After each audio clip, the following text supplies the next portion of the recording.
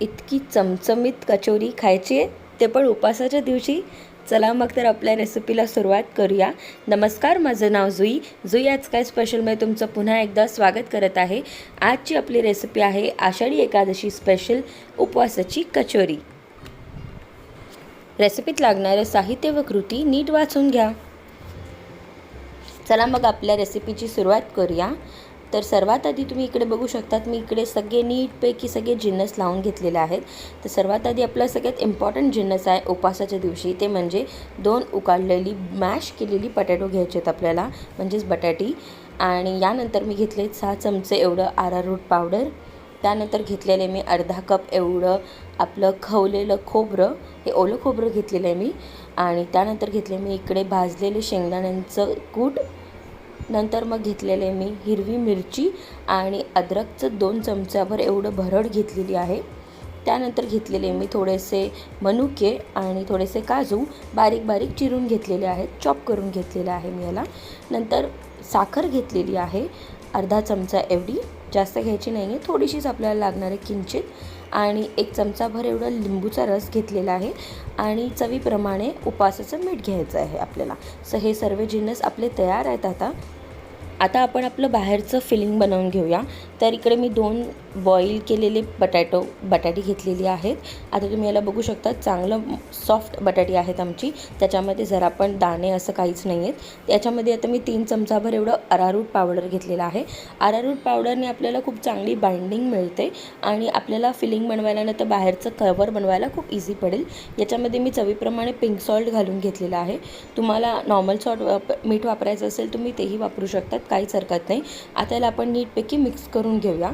आणि तुम्ही चमच्याचा वापर करायचा तर त्याचा वापर करा, किंवा हाताने याला नीटपैकी मळून घ्यायचं आहे. आणि याला आपल्याला एकदम सॉफ्ट असा डो बनवून घ्यायचा आहे, म्हणजे याच्यामध्ये चिरा पडायला नको. जितकं सॉफ्ट आपण डो बनवू शकतो तितका चांगला आपण याला मळून घ्यायचा आहे. ठीक आहे, 2 मिनटं याला मळून घेतलेलं आहे मी. त्यानंतर याच्यावरती थोडंसं मी तेल लावून घेतलेलं आहे आणि परत याला थोडंसं असं मी फोल्ड करून घेते आणि कमीत कमी 10 मिनटं एका साईडला ठेवून देते. चॅनलवर नवीन असाल तर नक्कीच सबस्क्राईब करायला विसरू नका आणि त्या बाजूची घंटी वाजवायला विसरू नका. टिंग टिंग. आता आपण आपली फिलिंग बनवून घेऊया. त्यासाठी आता तुम्ही इकडे बघू शकतात, मी जे खवलेलं खोबरं घेतलेलं आहे ते मी 3 ते 4 चमचाभर एवढं घेतलेलं आहे. नाहीतर तुम्ही अर्धा वाटीचं प्रमाण पण घेऊ शकतात. कमीत कमी अर्धा वाटी एवढं मी खवलेलं खोबरं घेतलेलं आहे, ओलं खोबरं आहे हे. त्यानंतर मी याच्यामध्ये 3 चमचाभर एवढे दाण्याचं कूट घालून घेते. दाण्याचं कूट पण मस्त असं दरदरीत आहे, एकदम बारीक कुटून नाही घेतलेलं आहे मी. त्यानंतर याच्यामध्ये मी अर्धा चमचाभर एवढं पावडर्ड शुगर घालून घेते. तुम्ही साधी शुगर घालून घेऊ नका, ती दातामध्ये येते, म्हणून पावडर्ड शुगर घालून घ्या, जास्त बरं होईल. नंतर 1 चमचाभर याच्यामध्ये मी लिंबाचा रस घालून घेतलेला आहे. त्यानंतर याच्यामध्ये मी जे आपले क्रश केलेले जे चॉप्ड कॅश्यूज आणि रेझन्स आहेत ते घालून घ्यायचं. त्यानंतर याच्यामध्ये मी आपले मिरचीची आणि अद्रकची जी भरड आहे ती मी अर्धा चमचा याच्यामध्ये घालून घेतलेली आहे. तुम्ही तिखट तुमच्या हिशोबाने बॅलन्स करून घेऊ शकतात.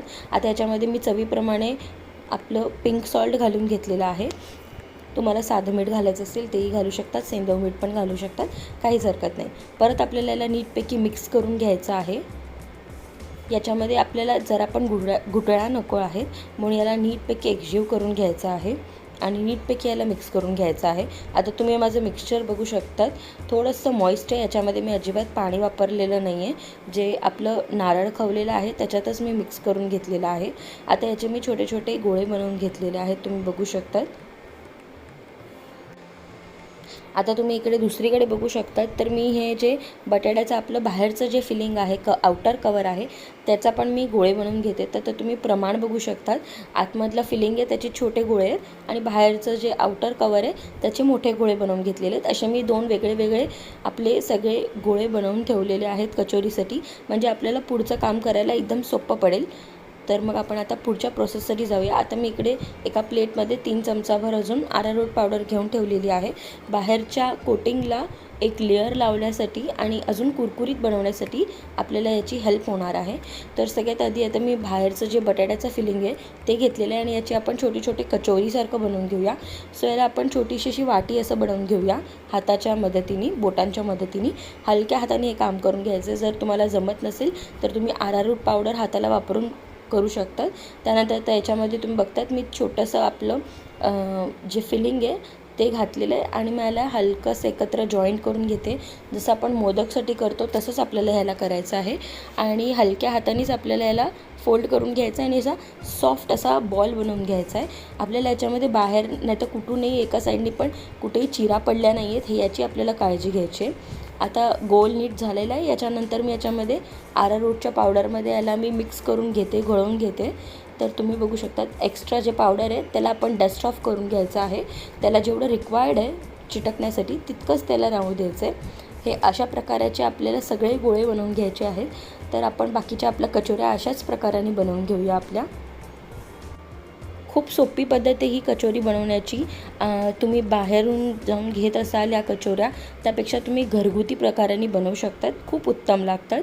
आता तुम्ही इकडे बघू शकतात मी एका प्लेटमध्ये हे सगळे मस्तपैकी असे ठेवून दिलेले आहेत. याच्यामधले एक्स्ट्रा जे अरारोटचं पावडर होतं ते निघून गेलेले आहे आणि बाकी तुम्ही बघू शकतात की तुम्ही ह्याला आत्ताच्या परिस्थितीमध्ये जे आहे तुम्ही हे आधीच तयार करून तुम्ही फ्रीझरमध्ये ठेवू शकतात किंवा तुम्ही पार्टीजसाठी घेऊ शकतात, बनवू शकतात आणि तुमच्या मुलांसाठी पण तुम्ही हे बनवू शकतात टिफिन बॉक्ससाठी.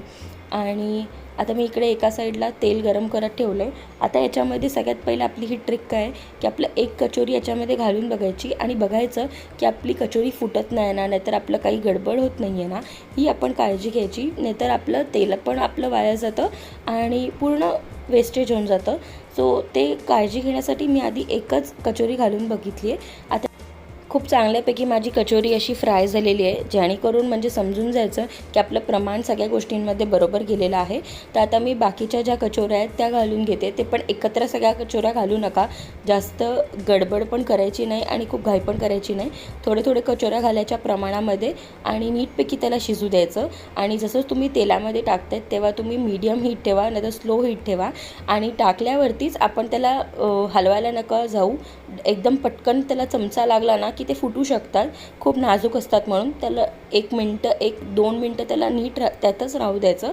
त्यानंतर त्यांचा जर रंग बदलायला लागला त्यानंतर मग आपण त्याला हलक्या हाताने थोडंसं फिरवून घ्यायचं.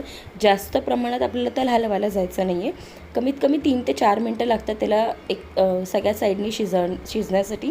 सो आता तुम्ही बघू शकतात मी यांना मस्तपैकी फ्राय करून घेतलेलं आहे आणि खूप छान झालेत आणि बाहेरून मस्त खुसखुशीत झालेले आहेत आणि आतून पण तुम्ही बघून घ्या किती सुंदर दिसत आहेत. आतून मस्त सॉफ्ट झालेले आहेत आणि बघू शकतात किती सुरेख दिसत आहेत या कचोऱ्या. म्हणजे बाहेरच्या कचोऱ्या पण फेल आहे त्या कचोरींसमोर, एवढी मी खात्री देऊ शकते तुम्हाला. सो ही उपासाची कचोरी तुमच्या या आषाढी एकादशीला नक्कीच बनवून बघा. आणि जर तुम्ही ही रेसिपी तुमच्या घरी करून बघितली तर नक्कीच मला याचा फोटो काढून पाठवायला आणि तुम्हाला कशी वाटली ही रेसिपी हे मला कळवायला विसरू नका. सो तुम्ही बघू शकता किती सुरेख दिसतं आहे. आणि जर तुम्हाला ही रेसिपी जर फ्राय करायची नसेल तर तुम्ही एअर फ्रायरमध्ये पण तुम्ही ही रेसिपी बनवू शकतात. 180 डिग्री सेल्सिअसवरती फक्त 10 मिनटं आपल्याला एअर फ्रायरमध्ये ठेवून द्यायचं आहे आणि किंचितचं तेल वापरायचं आहे. सो रेसिपी आवडली असेल तर नक्कीच माझ्या चॅनलला लाईक, कमेंट, शेअर आणि सबस्क्राईब करायला विसरू नका. त्या बाजूची घंटीही वाजवा म्हणजे तुम्हाला माझ्या चॅनलमधला नवीन अपडेट्स मिळत राहतील. तुम्हा सर्वांना आषाढी एकादशीच्या खूप खूप हार्दिक शुभेच्छा. पुन्हा भेटूया अशाच उत्तम रेसिपींसोबत. धन्यवाद.